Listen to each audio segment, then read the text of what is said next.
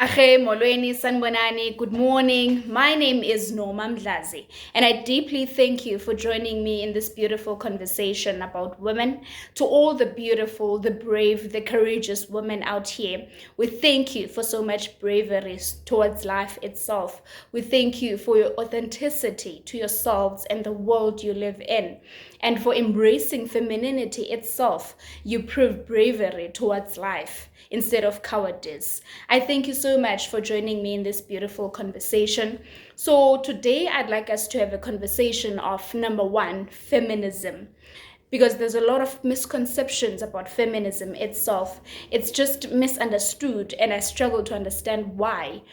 And number two, I'd like us to have a conversation on really incorporating women to the society, to incorporate the struggle that is there to incorporate women in employment and business, right? So number three, I'd like us to have a conversation on really the struggles that women themselves face, which then hinders their progress towards society in terms of business, in terms of employment itself, right? So, feminism. What is feminism, really? According to dictionary, it states that feminism is the fact that all genders have equal rights and opportunities, right? That's the simple definition of feminism, right? Feminism really has nothing to do with degrading the opposite gender. It really has nothing to do with undermining the opposite gender, but it just has to do with really understanding that both of these genders, they deserve fair and equal opportunities. I want my boy and my girl child to live in a society where they've got equal opportunities regardless of their gender, where both of their genders are really both of their contribution towards the society, the masculine and the feminine energy, to be recognized, to be appreciated, right? So John Medina, in one of his books, he states clearly that imagine a world that notes and celebrates gender differences instead of ignored and marginalized.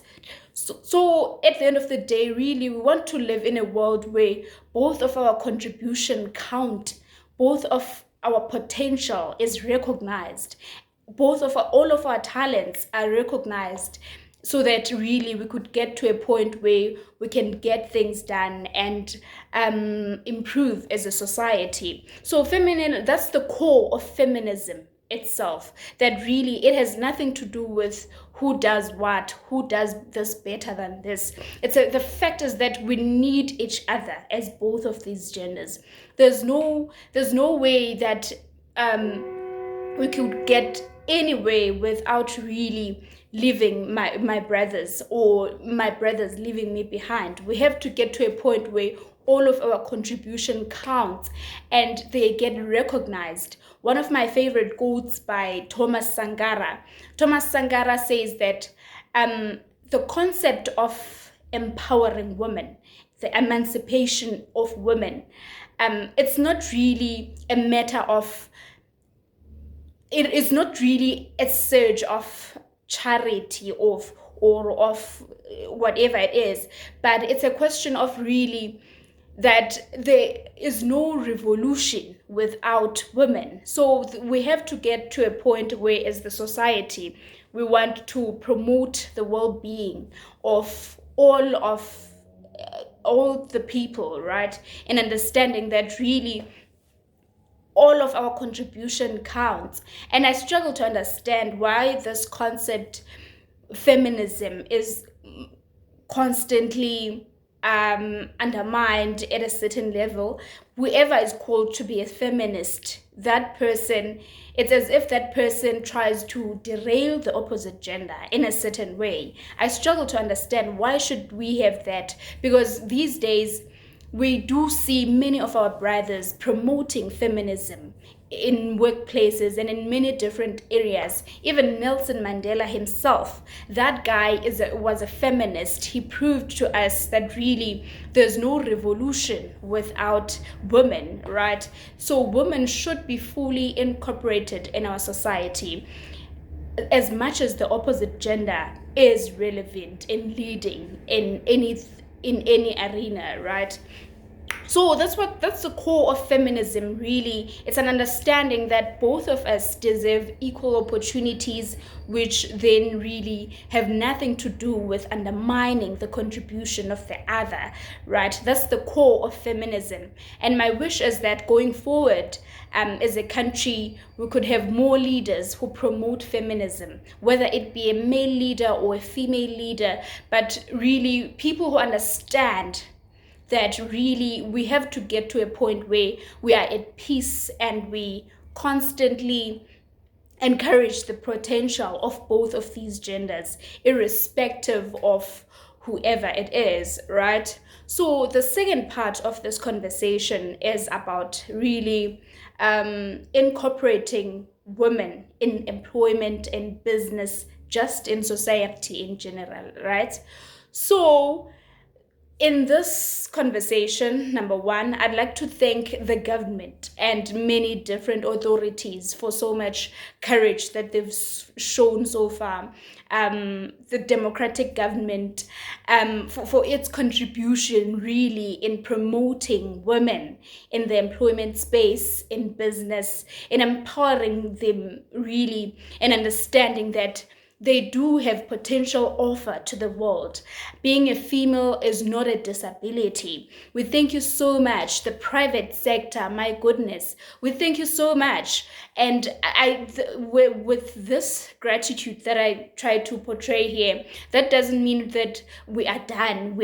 No, there's still more work to be done. There's still more that really this government and many different authorities, the private sector, still have to really sit down and see how they can work things out better going forward in really giving opportunities to females, right? And understanding that really these people shouldn't be out here trying to prove their potential. They should be recognized without really so much effort from their side to demand that their presence is felt so that they could be recognized. We should have leaders in our society who are ready to empower women, who are ready to open up this conversation on whether really do we want to get to a point where we want to give out fair and equal opportunities for everybody, because that's my perception of an ideal good life,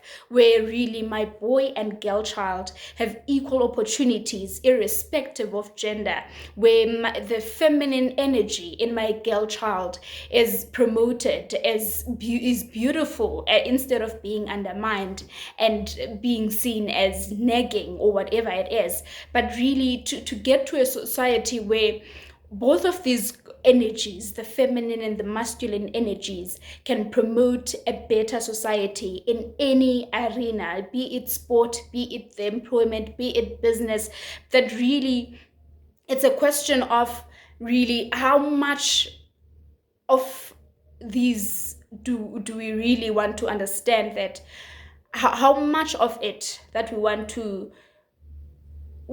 to understand that many people, they really understand their potential offer, for them to understand the potential offer that they have within the country, within the business, within the employment sector itself. So in concluding this conversation, yes, we want to thank different authorities for so much courage in seeing potential in women, but we shouldn't shy away at the same time to the fact that there's more to be done.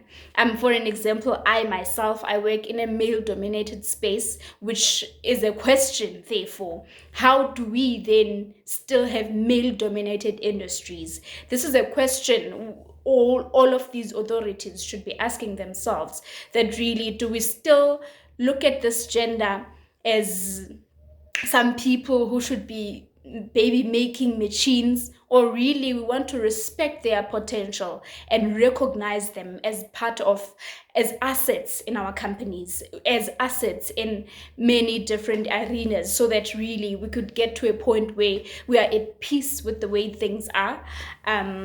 So the other aspect that of this conversation, which is the last aspect of this conversation, it is really the struggles that women face, which then hinders the progress that they have um, towards a society, right?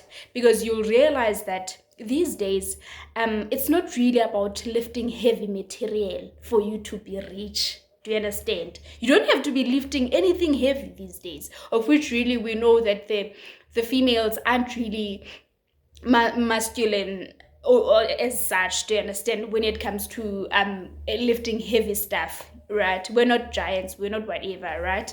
So but the question is, these days, it's progress or success really has nothing to do with lifting heavy stuff. Do you understand?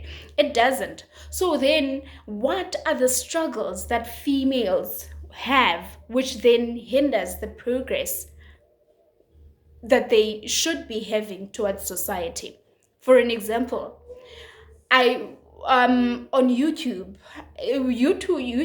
has released a report which states clearly that their YouTubers, the podcasters, the whatever, the guys who